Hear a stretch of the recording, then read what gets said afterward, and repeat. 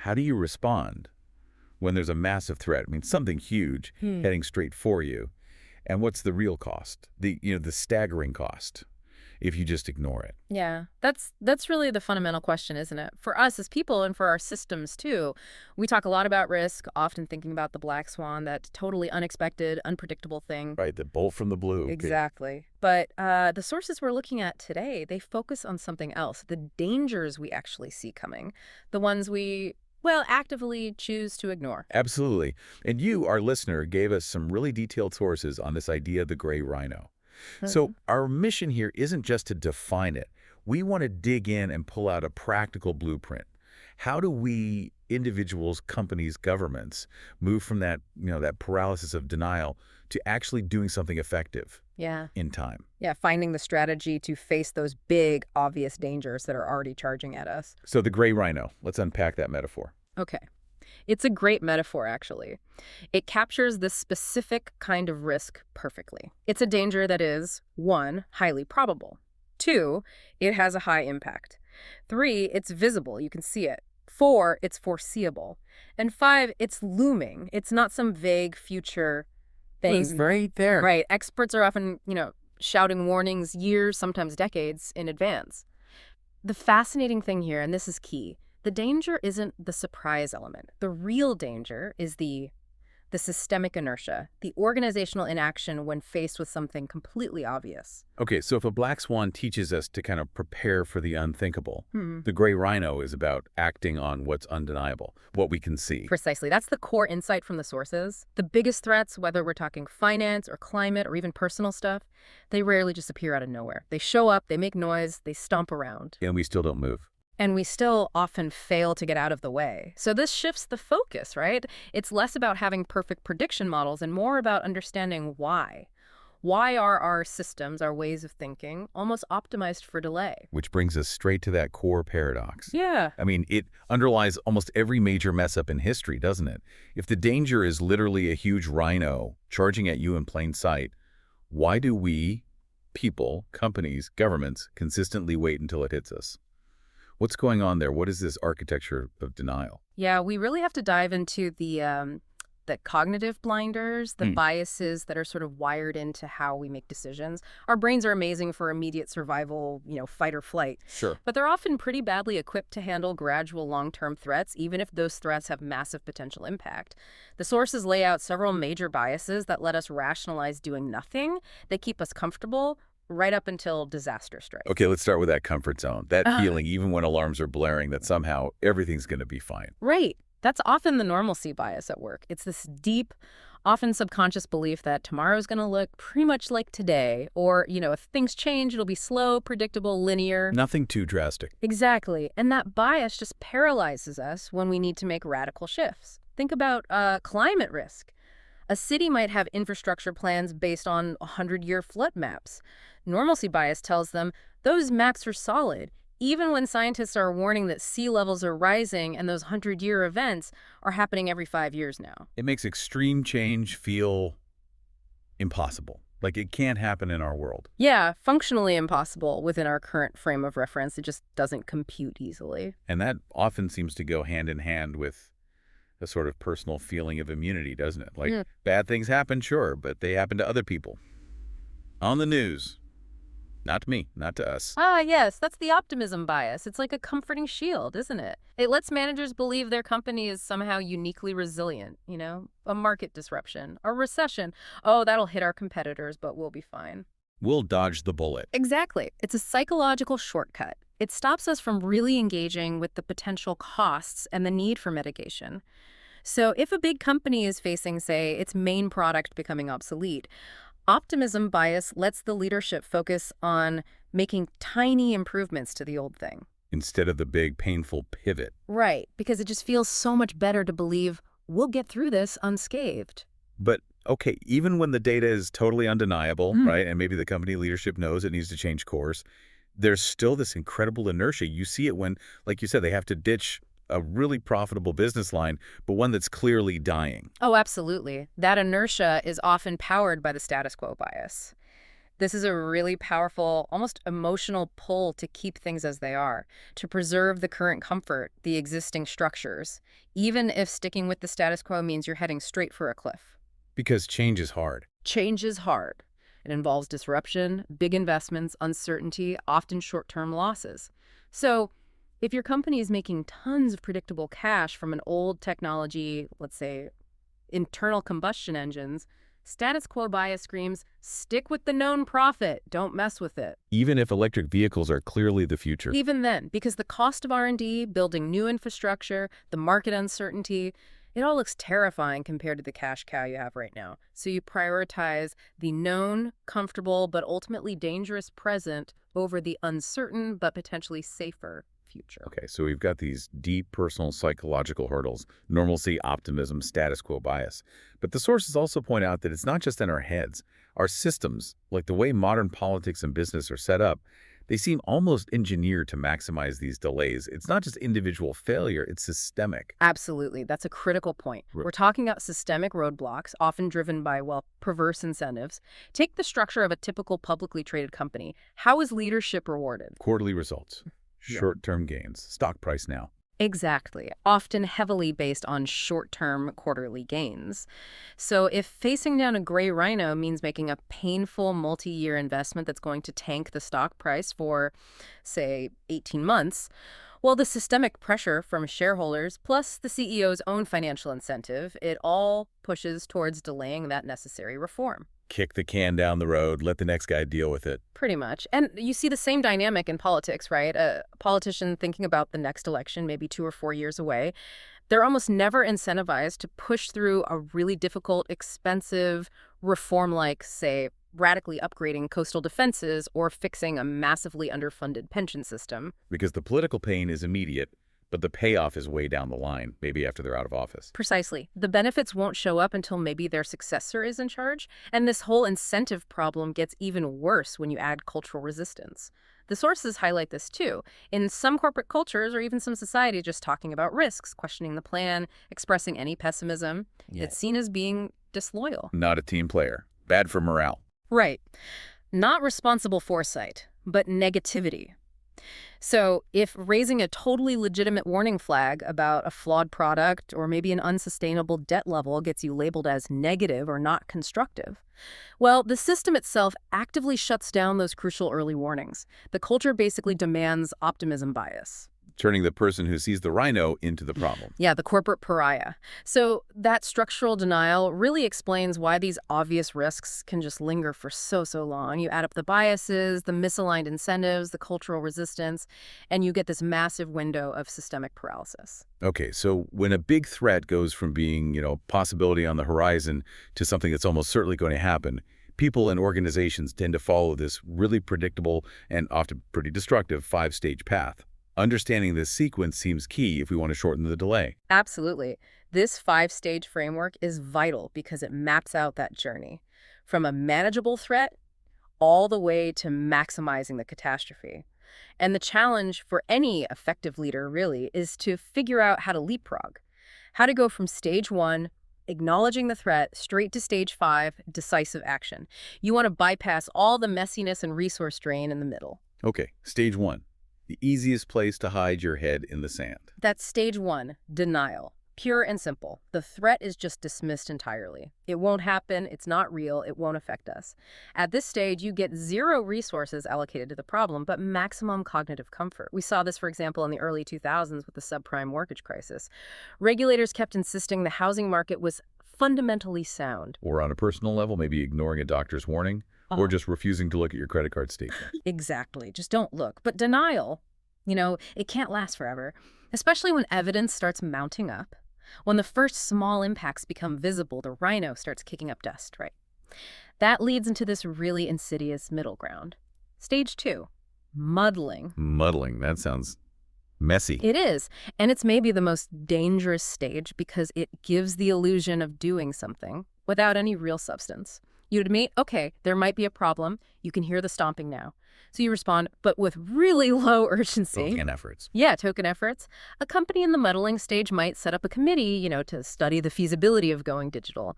They allocate maybe $1 million to what's actually a $500 million problem. They make noise, they send out reassuring memos, but they don't fundamentally change course. It's designed to look like action, maybe appease some critics, but it doesn't match the scale of the threat. Resources get wasted on symbolic stuff. I call this the we're looking into it stage. You've heard the noise, but you're still debating if it's a horse or a rhino, and maybe if it's even coming towards you. That's a perfect description. Then eventually, the evidence becomes just undeniable. You can't ignore it anymore. So we enter stage 3, diagnosing. Now, the problem is defined, it's analyzed, it's modeled, maybe with incredible precision. The experts definitely feel the urgency now, but that urgency often doesn't connect with the people who actually need to make the big decisions. Analysis paralysis. Total analysis paralysis. We have all the data. The climate reports are finalized. The financial models show the fragility. The competitors' market share gains are crystal clear. But we get stuck arguing about the perfect solution instead of implementing a necessary, effective one. Years can just vanish here. And every month spent diagnosing is a month you didn't spend preparing. Options start to evaporate. That gap right there between knowing the problem intellectually and actually feeling the urgent need for immediate, maybe disruptive action, that seems like the fatal flaw in how we respond to gray rhinos. So what happens when you run out of time for diagnosing? That delay inevitably pushes us into stage 4, panic. The danger isn't theoretical anymore, it's happening right now. The markets crash, the floodwaters breach the defenses, the competitor launches the product that just kills your business. Chaos. Total chaos. This phase is all about emotional surges, finger pointing, political blame games, and incredibly rushed, usually highly inefficient decisions. Because your options now, they're severely constrained. You're not picking the best path forward anymore. You're often picking the only path left. And it's usually at an astronomical, non-negotiable price. Resources get thrown around recklessly because time is suddenly the most expensive thing there is. And that leads us, finally, to the last stage. Stage 5, action. But action with a catch. Action with a very high cost. Stage 5, action, the high cost. Yes, action is finally taken, but it's almost always too late to be optimal because all those necessary steps were systematically delayed. Through denial, through muddling, through diagnosing, the costs are now maximized. We're talking financial costs, human costs, systemic costs. The resources you could have used to fix it earlier are gone. Exactly. They're depleted. The elegant solutions off the table. The negative consequences have already happened, often requiring massive external intervention like government bailouts or forced bankruptcies. What this framework really shows us is that the biggest cost of the gray rhino isn't the impact itself. It's incurred during those first 4 stages of political and organizational delay. Okay, let's make this concrete. Let's use the source material to really show this framework in action across different scales. We need to move from the theory to the high-stakes reality of denial. Let's start with what many people consider the absolute textbook gray rhino of our modern financial age. Right. The 2008 global financial crisis. This was absolutely a gray rhino, not a black swan. There's no question. Experts, and we're talking hedge fund managers, specific economists, even some regulators, had been issuing really detailed warnings for years about the specific dangers building up in the U.S. mortgage market and the plumbing of the global financial system. So what were those specific details? The things that weren't just visible, but seemed to have been deliberately ignored by policymakers, by investors, by the regulators themselves during that denial stage, stage 1, and then the muddling stage, stage 2. Well, the initial very visible threat was the huge spread of predatory lending practices. Specifically, the subprime mortgages being given to borrowers who, frankly, had little realistic chance of ever paying them back. This was visible because default rates were already starting to tick up in certain regions even before the bubble really peaked. Okay, so bad loans were being made. Yes, but crucially, these toxic assets weren't just sitting on banks' books. They were being packaged up into these incredibly complex instruments called collateralized debt obligations or CDOs. These things were designed to be opaque. They took risky mortgages, sliced them and diced them, and then somehow repackaged them in ways that managed to get high credit ratings from the rating agencies. So institutions were knowingly taking bad loans, Yes. using some kind of financial alchemy to make them look safe, and then selling these things globally as top-tier AAA investments. That's exactly what was happening. The risk wasn't just hidden, it was being amplified and spread throughout the entire system. Wow. And this amplification was turbocharged by leverage. Banks were taking on enormous amounts of debt compared to their actual capital. They were over-leveraged. This meant even relatively small losses on these CDOs could wipe out their entire reserve cushion.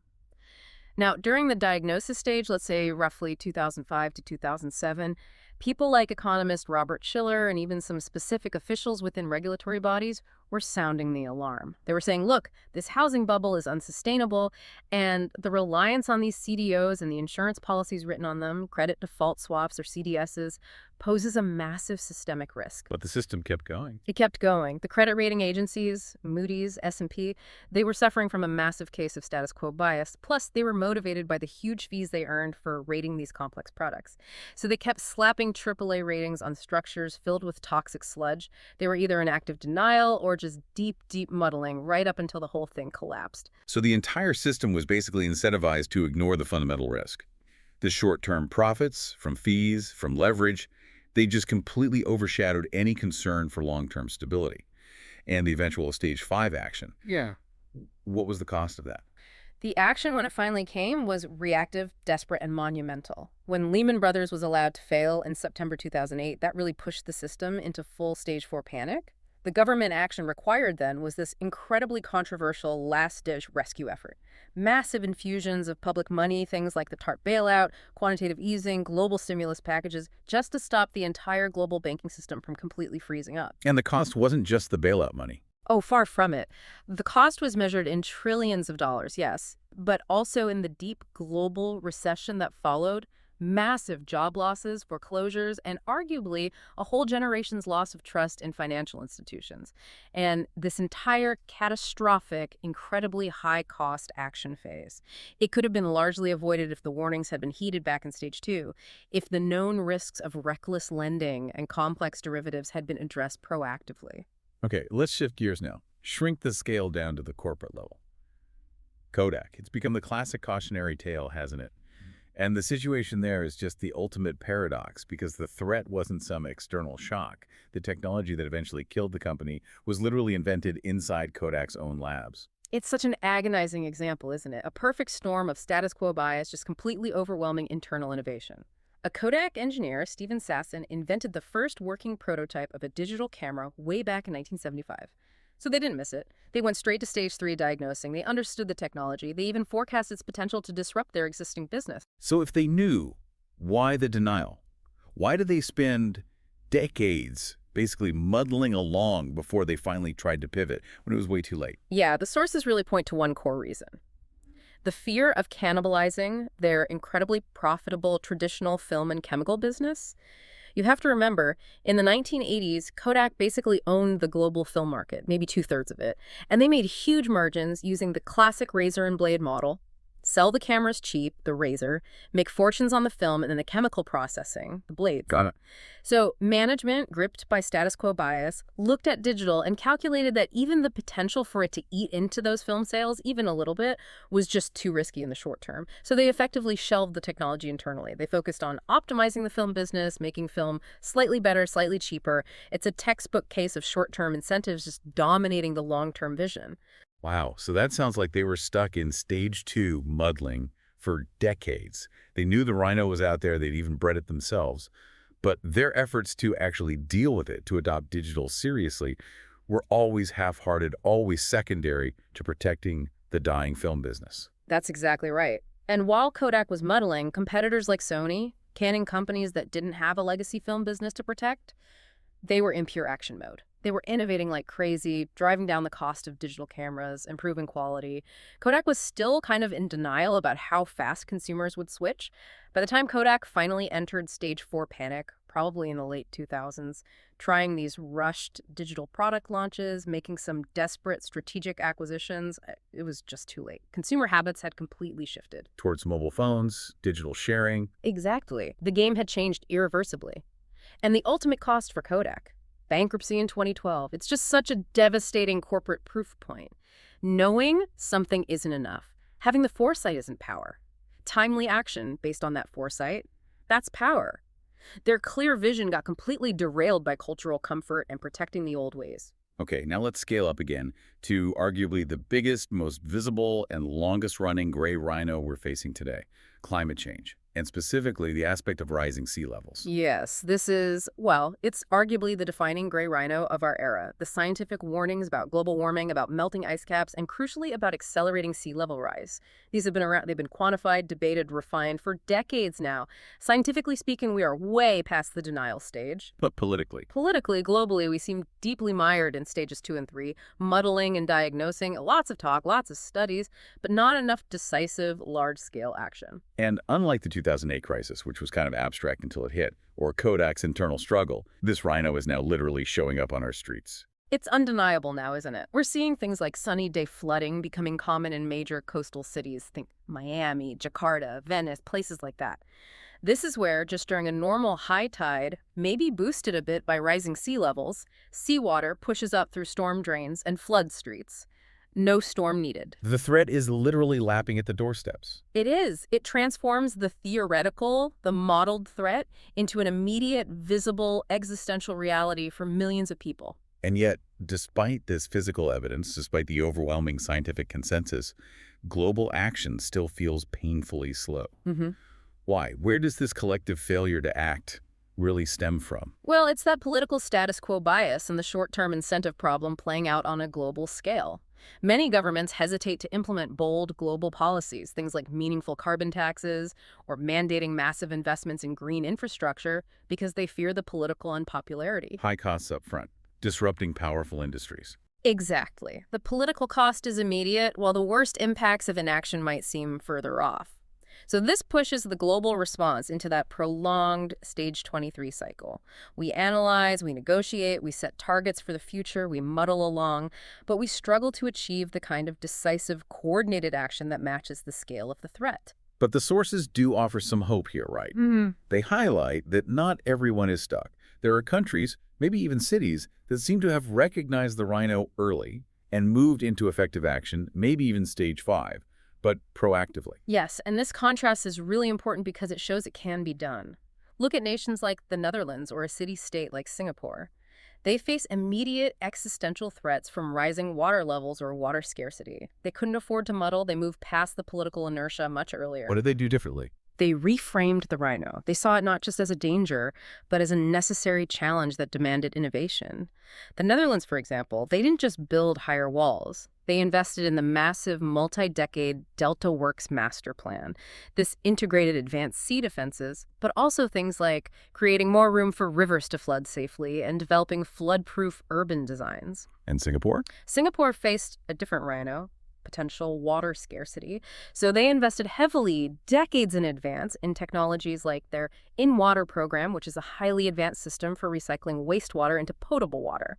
They tackled the problem head-on in the diagnostic stage. So what these examples show is that if you take the threat seriously early on, you can actually move to proactive adaptation, turn the necessary investment into a strength. Exactly. They demonstrate that proactive action, while expensive, leads to resilience and can even spur innovation. It turns necessary adaptation into a form of competitive advantage. Okay, we've laid out the problem pretty clearly. Gray rhinos are obvious, they're dangerous, and we're psychologically and systemically prone to ignoring them until it's often too late and incredibly costly. But the crucial part of this deep dive has to be about solutions, actionable strategies. How do we break that predictable, costly sequence of denial, muddling, panic, and actually get to efficient, early action? Right, because the central lesson here isn't just about getting better intelligence or predicting things more accurately. It's about fundamentally changing our decision-making processes, our organizational structures. The solution is less about sophisticated prediction and more about, well, disciplined execution of the obvious. Okay, let's start at the individual level. For you, the listener, beyond just being aware of these biases, what practical steps can someone actually take to fight back against their own normalcy bias or optimism bias? Well, one powerful technique the sources suggest is to actively cultivate discomfort, specifically by regularly using something called pre-mortem thinking. Pre-mortem, as opposed to post-mortem. Exactly. Instead of asking, how might this project or my career plan or this investment succeed, you step it. You ask the opposite. Okay, let's imagine it's 3 years from now and this thing has completely failed. What would have been the most likely, most obvious cause of that failure? So you force yourself to look at the potential downsides, the risks you might be ignoring. Precisely. By imagining the disaster scenario, you compel yourself to confront those obvious, uncomfortable truths that your status quo bias normally wants to shield you from. It helps you identify your own personal gray rhinos. Maybe it's that debt you know you need to tackle or that new skill you keep putting off learning. And once you see it clearly, you can create small, immediate action plans. So it's about taking small, manageable steps today, kind of like building a small mental seawall before the flood arrives, rather than waiting to panic. That's a great analogy. It's the strategy of preventative action. If your personal rhino is, say, related to health, then a small preventive action today, scheduling that checkup you've been avoiding, maybe cutting out one unhealthy habit, it's exponentially cheaper and more effective than the kind of panic-driven action you'd need after a major health crisis hits. And those small steps build momentum. Yes, they break the inertia. They build momentum and disrupt that cycle of denial and muddling. Okay, now let's scale this up. Strategies for organizations. How does a company realistically fight that intense pressure for quarterly results? How can they genuinely align incentives to reward building long-term resilience, not just short-term profits? This is critical. Organizations need to formally embed non-financial risk management deep into their core strategy. It can't just be a compliance exercise sitting off in some silo. It means actively stress testing the business model against plausible gray rhinos. What if commodity prices jump 30%? What if a disruptive technology emerges faster than we expect? And then, crucially, using the results of those stress tests to actually inform big decisions about capital allocation, R&D priorities, M&A strategy, not just to tick a box in a report. But if the CEO's bonus is still tied almost entirely to the next quarter's stock performance, won't they still have every reason to delay the painful long-term transformation? The incentives themselves have to change, right? That is the absolute core fix. You have to align incentives for resilience. Compensation structures, especially for senior leadership, need a major shift towards long-term metrics. Instead of just quarterly revenue or short-term stock price, compensation needs to incorporate things like stock vesting tied to 5-year resilience goals, or successful pivots in R&D, or maybe the development of new sustainable revenue streams that actually mitigate the company's biggest risks. So reward leaders for ensuring the long-term health of the organization, not just for reducing the next quarter's numbers. Exactly. If leaders are incentivized to confront the charging rhino today because their own success depends on it 5 years from now, they're much more likely to do it. And what about protecting the person inside the company, the Cassandra figure, who's actually trying to sound the alarm about the rhino? How do we stop them from becoming the pariah? The culture has to shift to reward the truth teller. This means implementing really robust, protected whistleblowing channels, ensuring anonymity, yes, but also explicitly rewarding employees who raise legitimate concerns about systemic risks or ethical blind spots without any fear of career damage. The person who challenges the highly profitable but clearly dying product line shouldn't be marginalized. They should be celebrated for strategic foresight. Okay, finally, let's go to the highest level. Strategies for governments and nations. How can they break free from political short-termism and lead the charge against national or even global gray rhinos? Governments have unique tools. They need to use policy alignment to basically make early resilient action the path of least resistance for everyone else, for businesses, for individuals, for local governments. They can use things like mandatory non-financial stress tests, similar to what banking regulators use, to assess and maybe even mandate resilience standards against things like climate impacts or pandemic risks, especially across critical infrastructure sectors. Like power grids, water systems, communications. Exactly. Furthermore, they could create dedicated national resilience budgets. Try to insulate funding for critical long-term projects like major flood defenses, or upgrading the grid for renewables, or pandemic preparedness stockpiles from the whims of short-term political budget cycles. And we have examples of countries that did this successfully, right? You mentioned South Korea after the Asian financial crisis, implementing major reforms, and Singapore's long-term water planning. Yes, those are great examples where governments didn't just react to a crisis and rebuild the old way. They strategically used the shock, often during that diagnosis stage when the need was undeniable, to push through fundamental, forward-looking reforms that might have been politically impossible otherwise. They moved quickly from acknowledging the problem to comprehensive action. Turning that necessary adaptation into a real strategic advantage. Right. They showed that proactive resilience planning, while demanding, is ultimately cheaper, safer, and creates more long-term prosperity than waiting for panic and reacting defensively. The lesson for governments is clear. Plan ahead. Invest early. So, if we try to synthesize everything we've covered today, all this knowledge from the sources, it seems the fate, The future success, really, of individuals, of companies, even of nations, it hinges far less on being brilliant at predicting those rare, unforeseen black swans.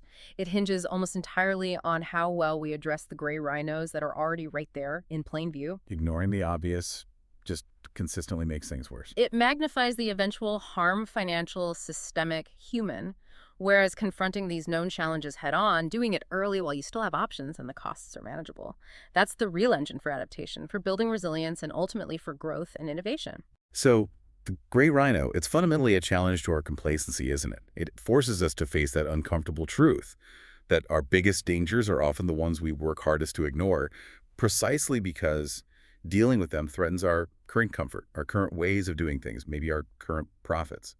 So the final question we want to leave with you, the listener, is this. If you were to do that pre-mortem exercise on your own situation right now, your career, your finances, your health, your relationships, what obvious but maybe uncomfortable truth would emerge? What's the single biggest charging gray rhino that you might be consciously or unconsciously choosing to deny today? Find that rhino, try to size it up, understand its potential impact, and then make a strategic choice about your response. Start today.